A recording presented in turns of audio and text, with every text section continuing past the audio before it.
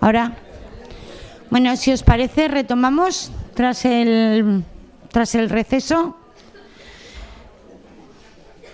Y bueno, para mí es un placer presentaros y creo que cuando acabe su exposición me daréis la razón. Presentaros a Natividad de la Red. Yo le tengo un cariño especial. Tuve la suerte de coincidir y trabajar con ella y la verdad es que he de decirle, ella lo sabe, que para mí ha dejado una intensa huella, tanto personal como profesionalmente, y es un referente. Yo creo que no solo para mí, sino para todos los profesionales de trabajo social que hemos leído y, insisto, he tenido la suerte de compartir algunos momentos en la profesión. Para aquellos que no la conocéis, puedo decir de ella que es titulada en Trabajo Social y doctora en Sociología, profesora honorífica, catedrática de Trabajo Social y Servicios Sociales del Departamento de Educación y Trabajo Social de Valladolid, de donde nos ha hecho el favor de venir. Y tiene en estos momentos, en relación al tema que nos ocupa, aproximadamente unos 14 años de experiencia en la colaboración y participación en comités de ética.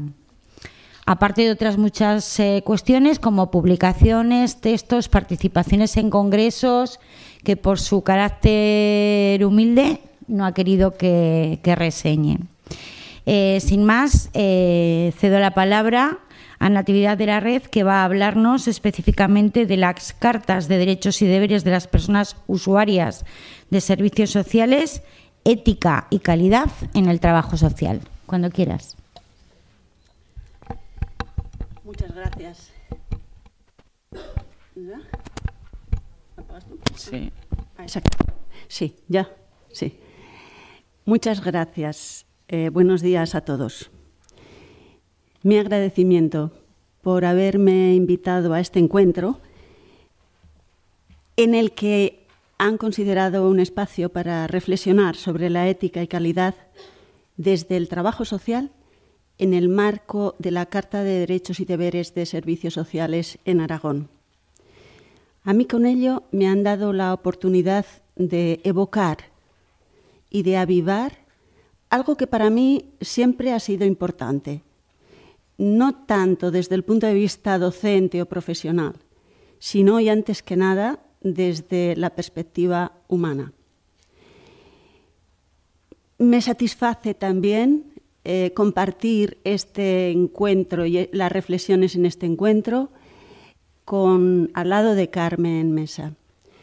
Yo cuando reflexiono sobre estos temas en torno al trabajo social, pensando siempre en la evolución de la mejora profesional, suelo tener como referencia pues lo que leo, lo que reflexiono yo misma y sobre todo referentes en personas que para mí constituyen un aval del proceso y el avance de mejora. Y entre estas personas aparecen y están y emergen y vuelve de manera recurrente Carmen Mesa, porque efectivamente hemos tenido ocasión de compartir y participar en este anhelo común en el proceso de mejora del trabajo social en los servicios sociales.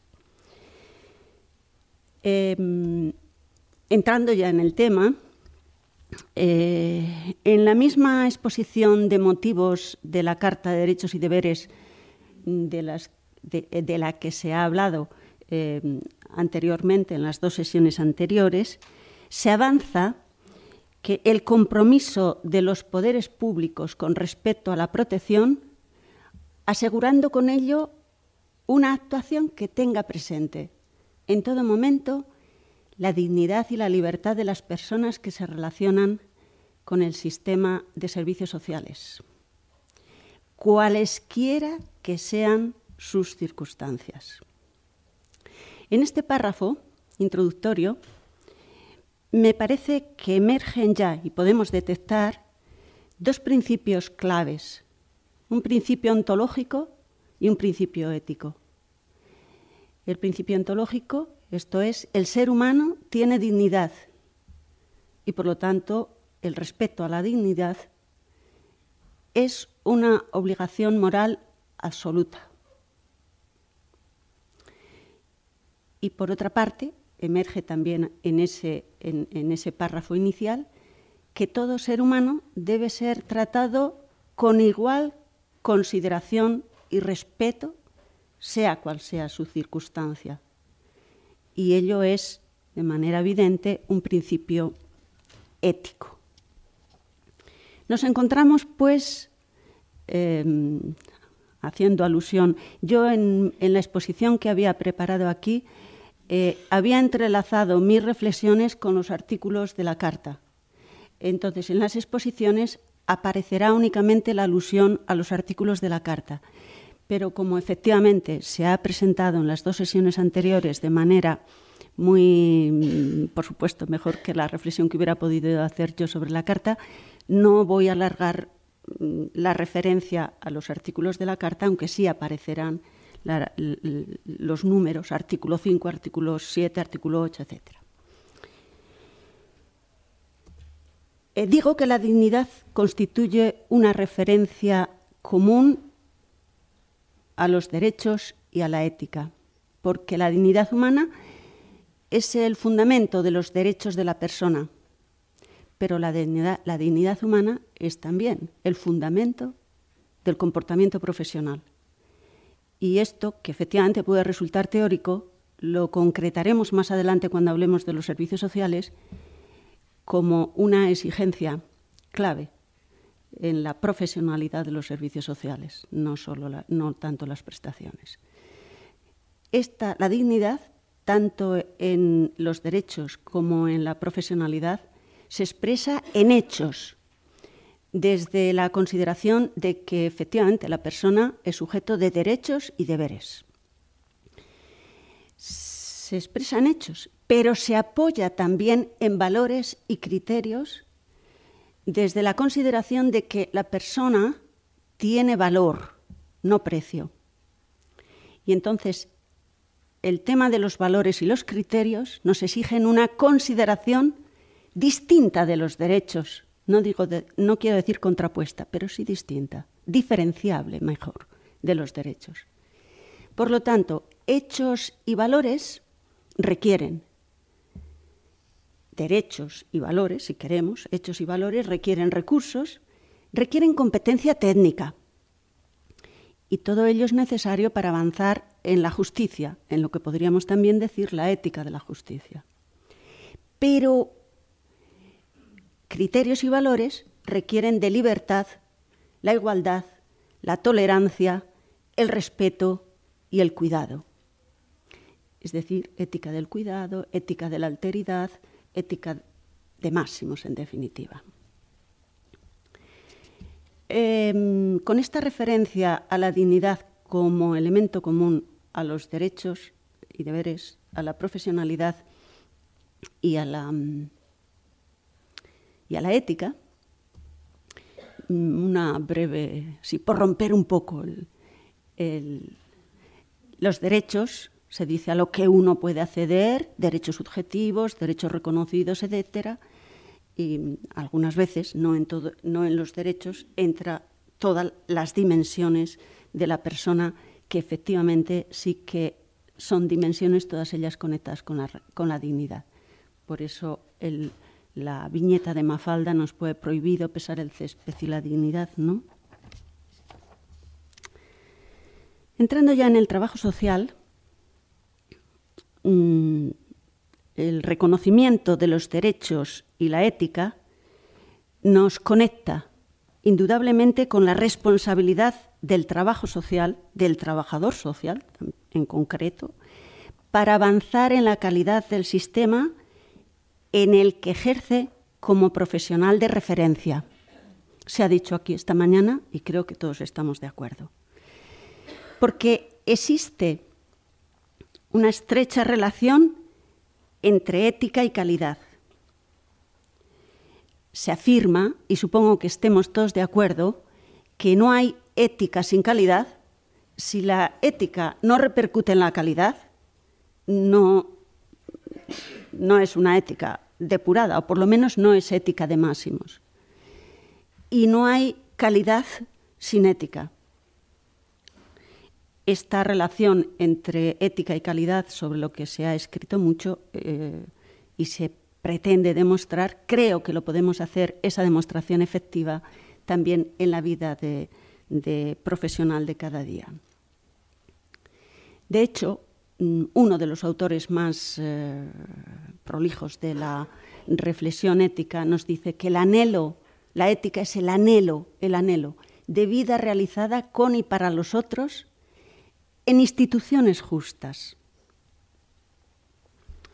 En ese proceso de calidad y ética en los servicios sociales tiene una importancia clave la profesionalidad, no únicamente la gestión de prestaciones.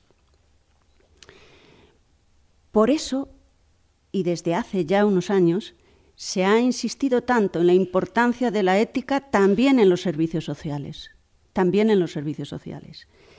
Hoy, en general, la ética es importante. No siempre ha sido así. Durante tiempos prolongados, la ética pasaba por ser la cenicienta de la filosofía y a casi nadie le interesaba demasiado su identidad borrosa. Sin embargo, hoy despierta más interés que ninguna otra rama del tronco filosófico. Y quizá la ética sea también la rama más compleja. Actualmente se la reivindica para que reorganice y hasta que presida la fiesta de lo social, como cuando se llama a los bomberos para que amortigüen los fuegos desatados. Ya Hegel apuntó que cuando la moralidad flaquea en las instituciones, en el Estado, en la vida civil, en la familia, se reclama y se recurre a la reflexión ética sobre los principios para volver a establecer y restablecer lo que está bien y lo que está mal. Se revitaliza la ética en un contexto, por lo tanto, de cambio. Un contexto de cambio o un cambio de época en un contexto de pluralidad de valores, donde los criterios y los valores son tan diversos que resulta con frecuencia difícil el decidir o el concretar la decisión correcta. Sin embargo, tal como afirma Caminas y Brugé, aunque la ética no está muy presente en los servicios sociales, de una manera organizada, puede haber, no digo que no exista comportamiento ético en los servicios sociales, pero de manera organizada no está aún muy presente como puede estar en los servicios de los otros sistemas del estado de bienestar, los profesionales del trabajo social se encuentran con frecuencia con problemas éticos, problemas cuyo abordaje han de resolver la mayoría de las veces de manera individual o a través de consultas más o menos improvisadas con compañeros, con el equipo técnico, con el equipo de dirección. Para que la ética desde la intervención del trabajo social sea efectiva y repercuta en la calidad de los servicios sociales, ha de darse en la intervención profesional, por supuesto, pero también en las organizaciones de los servicios sociales y también en la planificación y en la voluntad política del sistema de los servicios sociales. La consideración de la ética del trabajo social nos exige abordar, aunque no sea más que brevemente, dos cuestiones importantes a tener en cuenta. Primero, la complejidad en la que el trabajo social ha de intervenir por la complejidad del sistema de servicios sociales. Y segundo, la diversidad de valores que encontramos en el mismo sistema de servicios sociales. Brevemente, si nos referimos a la importancia, más que importancia, quiero decir, a la exigencia de tener en cuenta la complejidad de los servicios sociales, nos encontramos, entre otros factores, la extensión de los derechos sociales en nuestra sociedad es un hecho Y estaremos todos de acuerdo que los derechos sociales, aunque les quede mucho recorrido, son derechos que han avanzado considerablemente en los últimos quinquenios, decenios, o que están avanzando. Pero la extensión de los derechos sociales llega con particular dificultad a algunas personas, que generalmente y que más habitualmente son los clientes de los servicios sociales. He dicho intencionadamente clientes de los servicios sociales. Clientes que tienen poca capacidad para reivindicar incluso sus derechos. Porque un cliente ha de reivindicar. Un usuario, sí, es verdad que utilizamos mucho el término usuario, pero quiero decir que el cliente, cuando hablamos de calidad, el término cliente tiene fuerza. Es decir, para reivindicar. En ese sentido lo digo. Lo que, bueno, en definitiva, estaba con el primero de los factores que dan complejidad a los servicios sociales, es precisamente eso, la debilidad del sistema en el que se sitúan los servicios sociales. Evidentemente, el sistema de servicios sociales, el cuarto pilar del estado de bienestar, es más débil que los otros pilares en su trayectoria, en su reconocimiento social, en su legitimidad, en su profesionalidad. Añadiré algo sobre esto.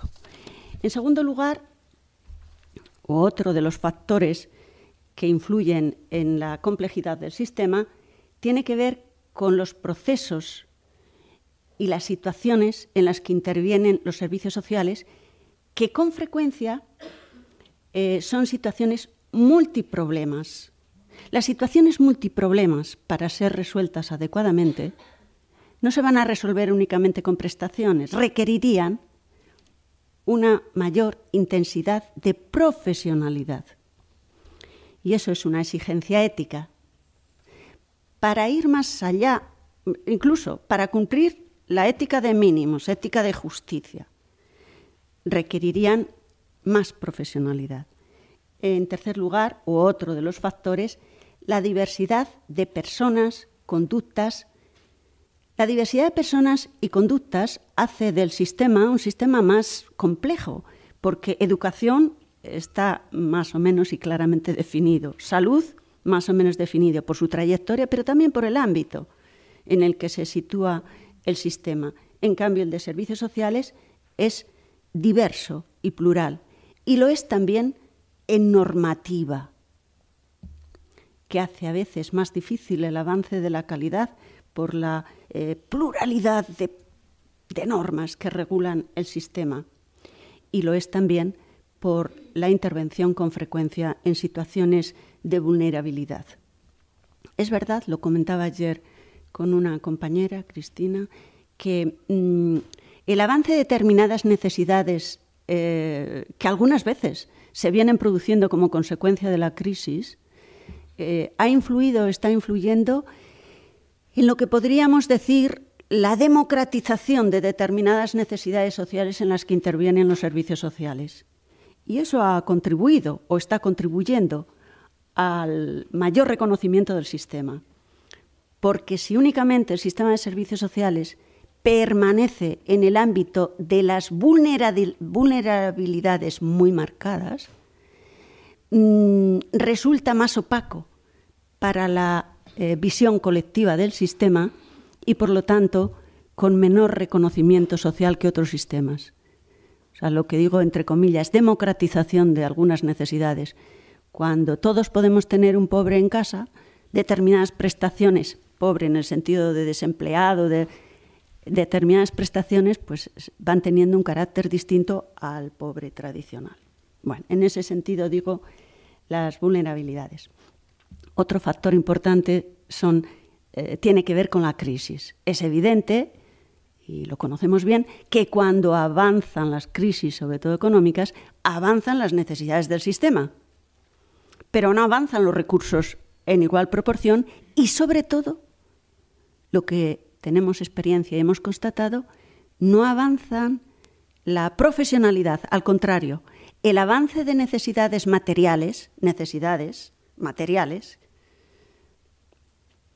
que tiene una persona, con los mismos profesionales puede haber contribuido o ha contribuido, de hecho, a la dedicación de los profesionales a la gestión de necesidades materiales y la menor consideración a las necesidades de la persona y, sobre todo, a las capacidades y posibilidades de la persona.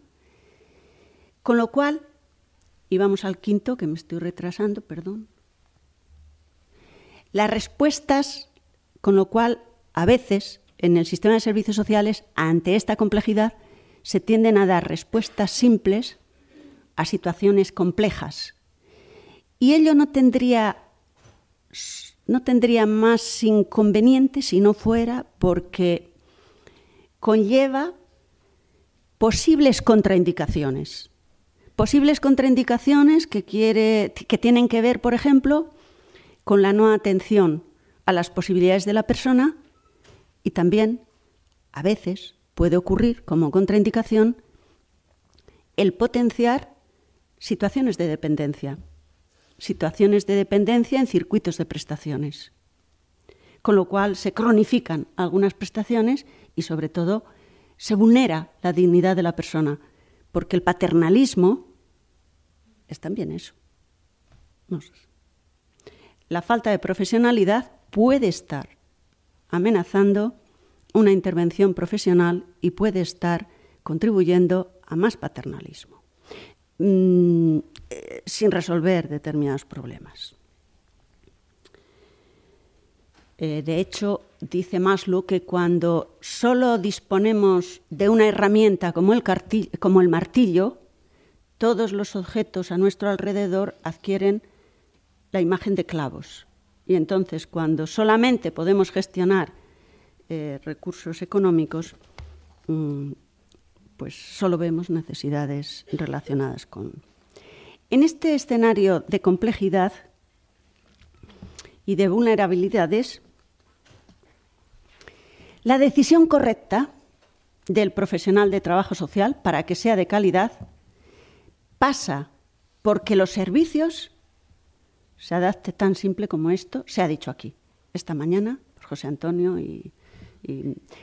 porque los servicios se adapten a las personas y no porque las personas se adapten a las características de los servicios. Ahí cuando digo referencia a artículos son referencias a la carta, que no me voy a detener en ello porque además igual no me di el tiempo de... Pero bueno. Ello comporta para que los servicios se adapten a las personas, en el sistema actual de servicios sociales, exige como primera medida de calidad más profesionalidad, más atención a la intervención profesional y más allá de la gestión administrativa. Recordemos que el discurso de la ética es el discurso del deber, de qué debemos hacer y cómo debemos hacer. Con la visión de la ética se procura la excelencia y se trata de ver la realidad desde todas las perspectivas. Con el avance de la ética y la calidad no vamos a tener recetas, posiblemente nos complicamos más la intervención, pero se va a producir algo que necesita la profesionalidad del sistema de servicios sociales. Debates ricos y amplios para avanzar en el cumplimiento de los fines de los servicios sociales y reducir en la medida de lo posible las contraindicaciones de los servicios sociales. Dice Ortega, ello nos va a exigir tomar decisiones. Y Ortega y Gasset dice que la ética es el arte de elegir la mejor conducta. Es la ciencia del quehacer. La palabra arte aquí, por supuesto, tiene un contenido, un carácter polisémico, significa disponibilidad y habilidad para hacer algo, disposición, estar dispuestos para aprender con habilidad a hacer algo. Señala además Ortega y Gasset que la vida se la encuentra uno dada, pero no hecha, y por eso es un continuo e ineludible quehacer. Pero es un continuo e ineludible quehacer por parte de cada cual. Y nadie puede sustituir a otro en esta tarea de hacer la propia vida, lo que conocemos tan desde siempre de la autodeterminación. La acción para la persona, prestaciones, sin la intervención con la persona, no promueve la dignidad porque le resta protagonismo, le resta autonomía, le resta autodeterminación. Esto es importante en trabajo social y en los servicios sociales, si se quiere pensar en una intervención de calidad, porque cada uno de nosotros, también los usuarios y los clientes, usuarios de los servicios sociales, cada uno de nosotros necesita de aquello que le es propio, de acuerdo con su identidad, y aquello a lo que aspira, de acuerdo con su biografía, teniendo en cuenta los propios valores y el modo de ser. En el proceso de hacer la propia vida, la elección es lo que configura la realidad personal mediante, y esto yo lo consideraría como un aspecto clave en el trabajo social, la apropiación de posibilidades vitales. De hecho, la bioética y la ética aplicada ponen el énfasis precisamente en esto, en el desarrollo de las posibilidades vitales. De acuerdo, por otra parte, también en el caso de los servicios sociales, con la teoría kantiana, cuando nos dice que los principios sin casos prácticos son vacíos, están vacíos, y los casos prácticos sin principios son ciegos. Desde esta recomendación kantiana de principios y casos prácticos, si nosotros nos referimos a los servicios sociales, en la escasa, no mucha producción que se tiene sistematizada sobre la ética en servicios sociales, prevalece la dimensión principialista, es decir, prevalece la elaboración de temas de ética en los servicios sociales relacionada con los principios, escasa por otra parte, relacionada con los principios, es decir, las convicciones a considerar, los valores que se han de tener en cuenta. Y por otra parte, aparecen también algunas producciones relacionadas con la casuística. Los casos donde se tiene en cuenta un problema o un tema ético.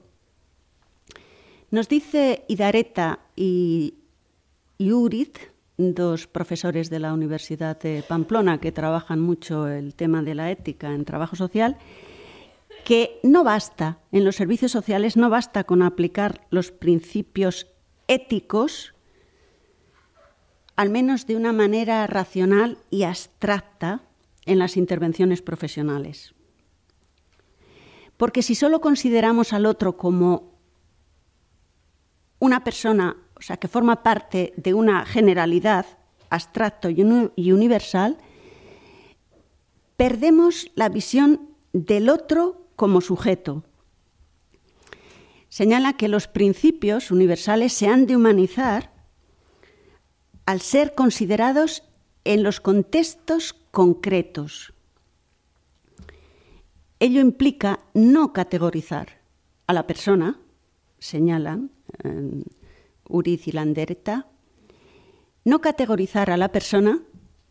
Manuel Levinas tiene todo un tratado de la ética de la alteridad, la ética en el otro, no la ética en la categoría. Por una parte, digo, no categorizar a las personas, y por otra parte, una atención particular a la ética del cuidado,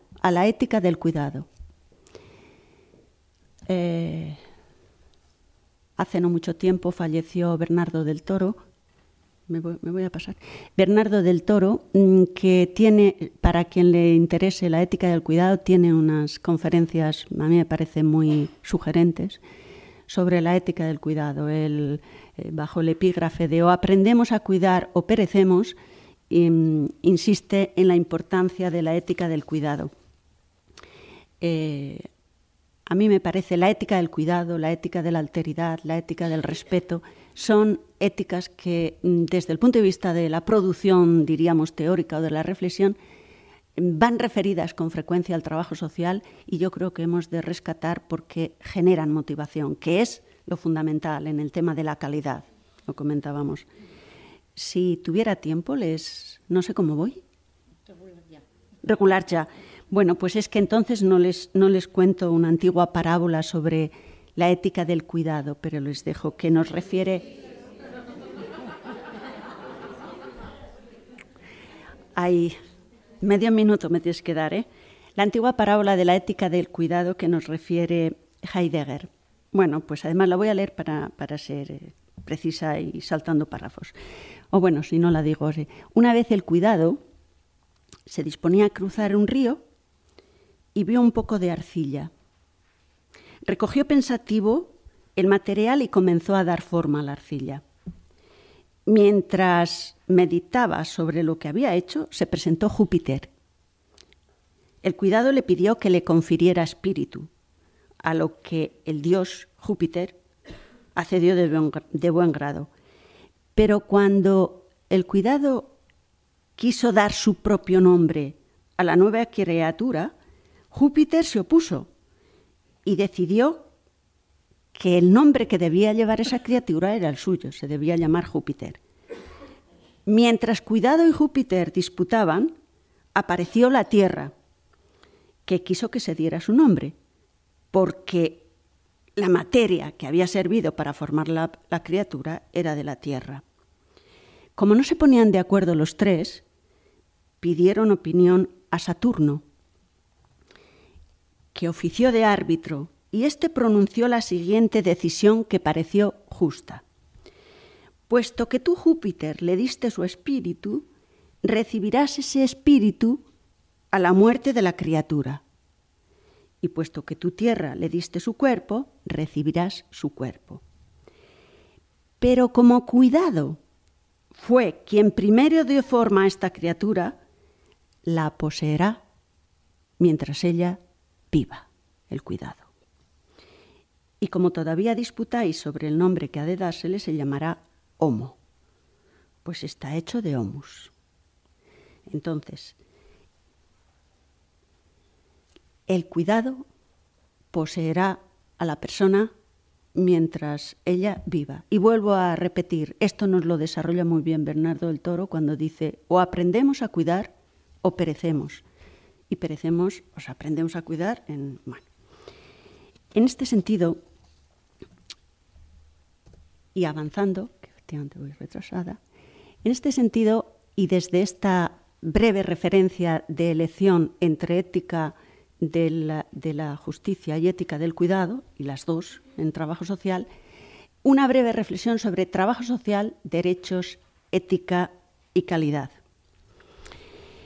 Conducir bien desde la profesionalidad, desde una perspectiva ética, los procesos y procedimientos administrativos que exige el derecho y que exige la normativa en los servicios sociales es importante. Eso es incuestionable, es importante. Pero hemos de recordar que, como señala el profesor de Gracia, el espacio de la ética es en principio más amplio que el del derecho y es más amplio que el de la normativa. El derecho tiene por objeto la definición y la protección de los derechos de la personalidad. Dice María Ángeles Fragua que son como los cinturones de seguridad, pero no nos dicen mucho más de la calidad de vida. La ética no se ocupa primariamente de los derechos, sino de los deberes. Existe esta diferencia entre derechos y ética, en la que no me voy a entretener más, e insiste el profesor de Gracia que porque existe una diferencia y una interrelación, es importante considerar las dos dimensiones si se quiere avanzar en la calidad. Y que exista entre ellas una relación fructífera, pero sabiendo que no son la misma cosa y que se necesitan si se quiere pensar en términos de la calidad. Porque si prevalece la norma, si prevalecen los procedimientos, los baremos y los catálogos, reduciendo o anulando la consideración de la persona como centro, que eso sí se reconoce en la mayor parte de la normativa, que la persona es el centro. Si la persona es el centro, todo lo demás gira en torno a la persona.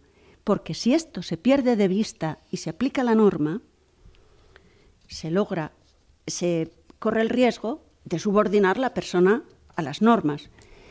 Y esta vez voy a ser más breve, pero aunque sea un poco fuerte, aludiré, porque esto no se nos olvidará, se puede producir también otra fábula, lo que recoge la fábula griega del hecho de Procusto. Breve. Procusto era un hijo de un dios, quiero decir importante, que disponía de un albergue en el que ofrecía descanso a los peregrinos que pasaban cerca del albergue y tenía un lecho que era de hierro, rígido, y tenía unas dimensiones fijas. Cuando el peregrino utilizaba el lecho y ya estaba descansando, Procusto entraba. Si el lecho era más corto y sobresalían los pies o la cabeza, Procusto, para que se ajustara la persona al lecho que él tenía como norma, le cerraba los pies o la cabeza. Por eso se le llama Procusto, es una fábula. Y si el lecho era si la persona era más corta, le estiraba para que coincidiera. Es decir, si no entraba dentro de las medidas establecidas, pues acababa con la persona. Es una fábula, claro, es una exageración. Pero digo, con relación a las personas, se trata de que efectivamente los servicios se adapten a las personas y no al revés. En este sentido y por tanto, para que las decisiones de calidad sean correctas, si se quiere que las decisiones sean correctas, vuelvo con Diego Gracia, hay que prestar a los valores, la dimensión, el equipaje que la persona lleva, los valores, tanta atención como a los hechos, a los procedimientos, a las normas, a los recursos. Ello implica, por lo tanto, la atención a los derechos y a los valores. Y esto a tener en cuenta en la organización, en la intervención y en el sistema de servicios sociales. Alude a ello el artículo 5 y el artículo 6 de la Carta. No me detengo en ello. El artículo 6 en concreto en la intervención continua. En los servicios sociales, desde esta perspectiva, la atención a los derechos y a los hechos y su relación con las vulnerabilidades ha sido bastante contemplado o es bastante contemplado. Y esto nos sitúa, pues diríamos, bastante bien en términos de respuesta a necesidades que se presentan, de competencia técnica y hasta de habilidad.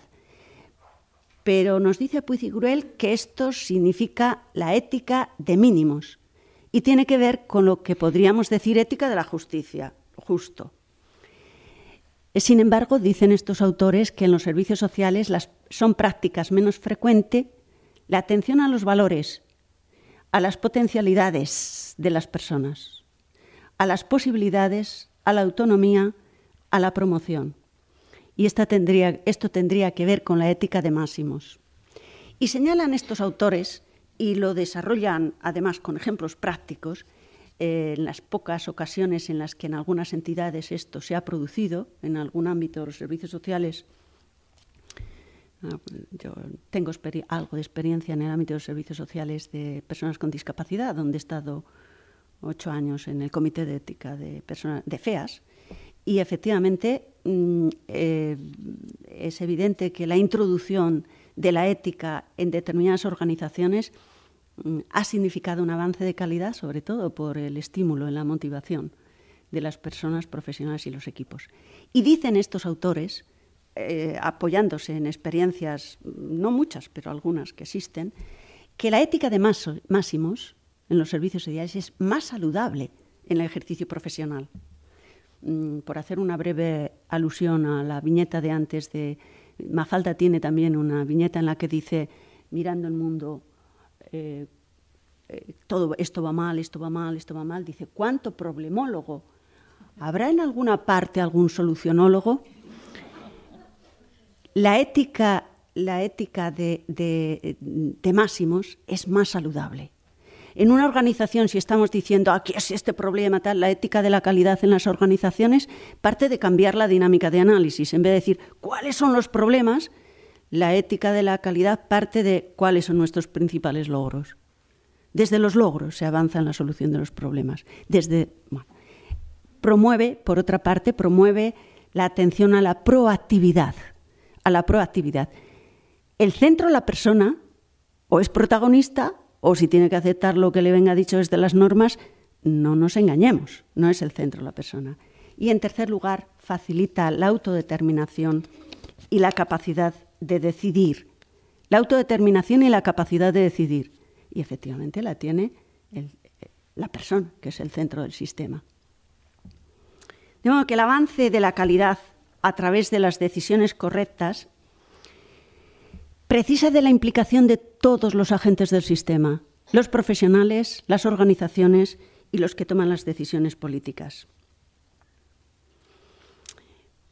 Para ser activadores de posibilidades, lo recoge el artículo 5, el 7 y el 8 de la Carta de Derechos y Deberes de Servicios Sociales de Aragón.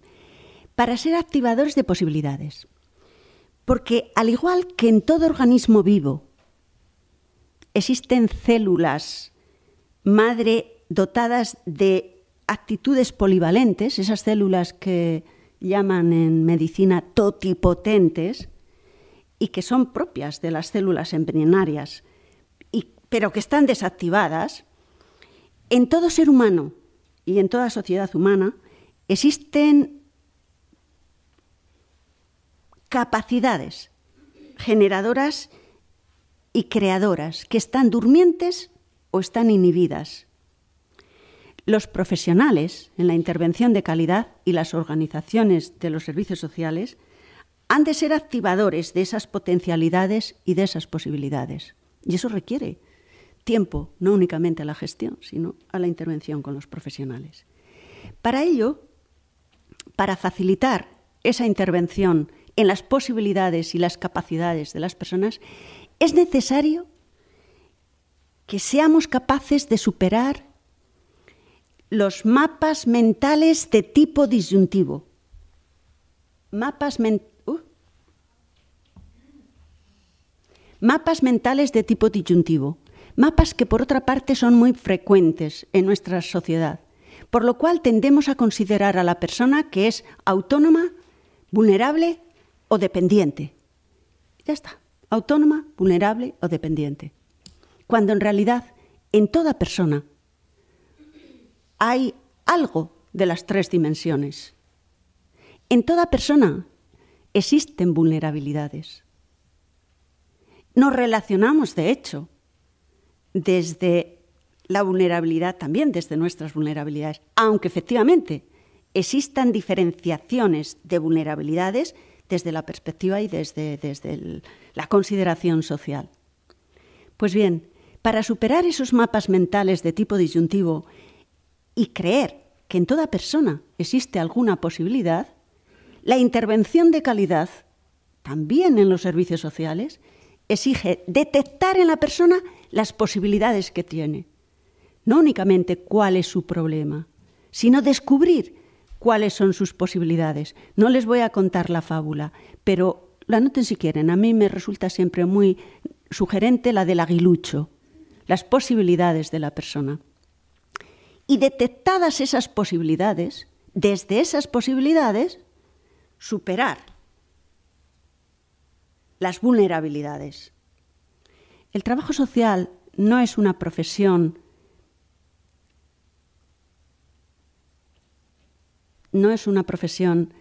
que se dedica a la atención únicamente clínica. El trabajo social es fundamentalmente promotor de autodeterminación del otro. Ha de serlo, lo cual no quiere decir que vaya a hacer milagros. Ciertamente que no, pero no puede eludir el referente fundamental si es que cree de verdad que la persona es el centro. Bueno, lo siento. Bueno, pues ahora ya voy a quitar los papeles porque me enrollo más. Entonces, 5 minutos, una breve referencia a lo que tenía de... Si desde lo dicho, espero que haya podido quedar claro si es el centro la persona del sistema, esto ha de ser considerado, sea desde el punto de vista del profesional, de referencia, desde las organizaciones de los servicios sociales y también desde el sistema. Ciertamente, el trabajo social en la intervención para avanzar en la calidad necesita, en primer lugar, la intervención orientada al desarrollo de posibilidades para la autodeterminación. Punto primero. He insistido bastante en ello. Punto segundo, la correcta respuesta a situaciones planteadas. Correcta respuesta a las situaciones que se le plantean. Las situaciones con las que se encuentra con frecuencia el trabajo social en el día a día las recoge Rimmer y también María Jesús Urí, que tiene un artículo utilizando este baremo de Rimmer, 17 indicadores que con más frecuencia se encuentra el trabajo social y que ha de afrontar desde una perspectiva ética: la confidencialidad, la información, el paso del paternalismo a la autodeterminación. El paternalismo no se supera porque se cambia el nombre, de que hemos pasado de la denominación de beneficencia al reconocimiento de derechos. No, ni se supera tampoco con cartas ni normas. El paternalismo se supera desde la intervención profesional, haciendo al otro más capaz de autodeterminarse.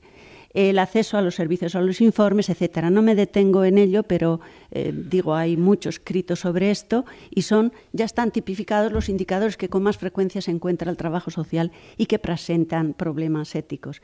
Yo añado uno: en trabajo social, porque estamos en servicios sociales, no en servicios no sociales, estamos en servicios sociales, la responsabilidad social y la perspectiva apreciativa. Esta mañana en alguna pregunta se planteaba esto. Creo que tenemos también una responsabilidad de la visión, una responsabilidad de la visión de los servicios sociales en la sociedad actual, de acuerdo con la misión y la responsabilidad social que existe hacia ese sistema, aunque algunas veces no sea fácil. Para ello, en ello tiene una importancia, sean los códigos deontológicos y los códigos éticos, que no son lo mismo, como veremos. La ética en las organizaciones. No me detengo en ello, pero me parece fundamental y clave. No se avanza en la ética en el sistema de servicios sociales solo desde la intervención del profesional, porque son servicios sociales. Y, por lo tanto, se necesita también la ética en las organizaciones. El clima ético se crea en una organización cuando todos los miembros de la misma, más o menos, y no sin problemas, pero perciben que en los distintos niveles las decisiones se toman ateniéndose a valores éticos y a la misión de la entidad, no únicamente al cumplimiento de la norma, por supuesto, cumplimiento de la norma, pero no únicamente. Y esta percepción crea dos tipos de beneficios: la cohesión interna y una imagen externa positiva. Una buena reputación, un reconocimiento, un orgullo de hacer bien lo que hacemos. El Código Deontológico de Trabajo Social esto lo tiene en cuenta, y no me detengo más en ello, pero la importancia de la ética en la organización como efecto sinérgico, energético, como riqueza de la organización. Y la ética en el sistema implica a todos los agentes, políticos, organizaciones, profesionales, pero a todos en una realidad democrática con una cierta interacción entre ellos. Y en todos los ámbitos. La segunda referencia a la que puede contribuir a la calidad desde el trabajo social en los servicios sociales, tanto la deontología como la ética. Una breve pincelada sobre la diferencia entre deontología y ética profesional. La deontología, yo creo que todos lo sabemos, está orientada al deber. Tenemos el deber. La ética está orientada a lo bueno. La deontología se rige por normas y códigos. La ética no es normativa. No es normativa. La deontología es exigible a los profesionales. La ética no es exigible. La deontología está aprobado, el código deontológico, por un colectivo de profesionales, y la ética profesional, veremos que hay varias comunidades autónomas que tienen código de ética en servicios sociales. La deontología tiene que ver con mínimos obligatorios, la ética tiene que ver con máximos. La deontología se sitúa entre la moral y el derecho, y la ética es ética de máximos, es ética aplicada. De la misma manera que hay una diferencia entre deontología y ética, hay una diferencia entre comisiones deontológicas y comités de ética, en cuanto a dependencia, composición y destinatarios. Pero como no quiero yo ser la que justo voy a romper el rigor del horario, pues esto lo paso y digo, ¿cuáles son las competencias del Comité de Ética? Y me paro brevísimamente en esto, pues porque en la Carta de Derechos y Deberes de Servicios de Aragón aparece una alusión al compromiso de la puesta en marcha del Comité de Ética. Analiza, asesora y facilita la toma de decisiones en los conflictos éticos que se produzcan. Promueve la sensibilización y el interés de profesionales, personas y organizaciones sobre la dimensión ética en los servicios sociales. Promueve. Con relación a estas dos funciones, diré brevemente que en la experiencia de los comités de ética que existen actualmente en España, si no se da la segunda función, promover la sensibilización y el interés, tampoco se da la primera. Quiero decir, no aparecen casos de ética si no hay sensibilización y formación de ética. No sé si me estoy explicando. Eso es evidente. Impulsa y facilita la formación de grupos de reflexión ética.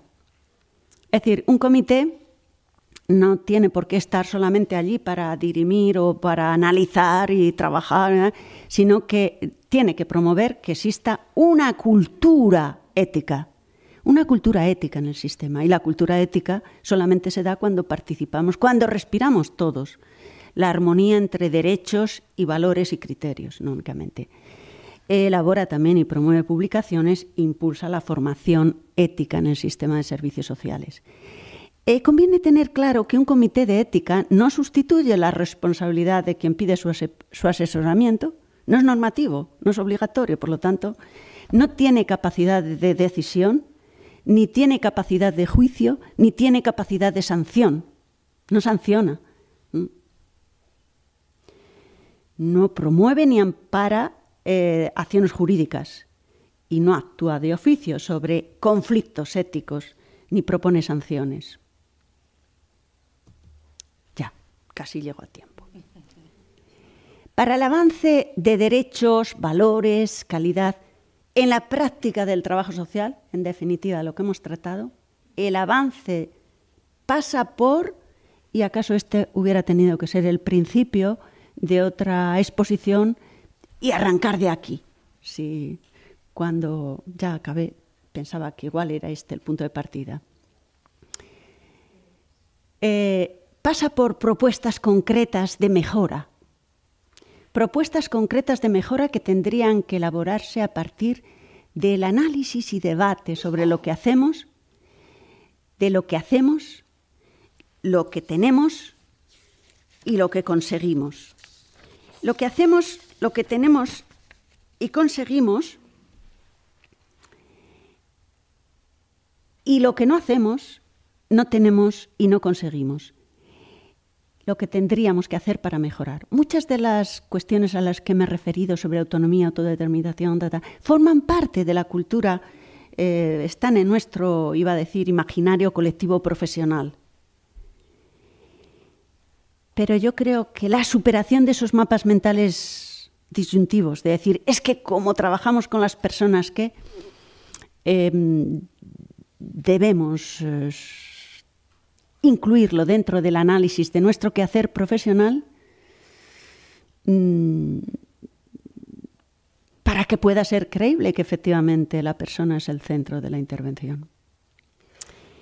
Y para hacer eso necesitamos revisar las actuaciones que tienen que ver con los hechos y los criterios en los que se apoya la planificación, lo que realizamos y la eficiencia de lo que realizamos, no teniendo tanto en cuenta los indicadores solo ni fundamentalmente cuantitativos, porque cuántos atendemos y cuántas consultas, si creamos circuitos crónicos de atención, pues nada, cada vez aumentarán más los circuitos. Si no, ¿cuánto se resuelve? Igual, desde el punto de vista de la eficiencia, sería más ético, sería más eficiente y, por lo tanto, sería de más calidad. Sino, ¿cuántos procesos se resuelven? El punto de partida, ya sé que se me ha acabado el tiempo porque me está mirando Mamen de reojo. El punto de partida para todo esto que he planteado, en mi opinión, es la motivación. La motivación. Pero yo creo que trabajando con motivación se lleva mejor el trabajo. Pasa a ser un derecho constitucional y no un castigo divino el trabajo, cuando se tiene motivación. Es más ágil. Y por eso me parecía oportuno acabar con esta frase de El Principito. Si quieres construir un barco, si queremos construir trabajo social y calidad en el sistema de servicios sociales, no empieces por buscar recursos, catálogos, eso sí, ya los tenemos. No empieces por buscar madera, cortar tablas o distribuir el trabajo. Evoca primero en los hombres y mujeres el anhelo de mar ancho y libre. Evoca primero que la persona es el centro y que en la medida de lo posible ha de ser el agente activo de su propio desarrollo.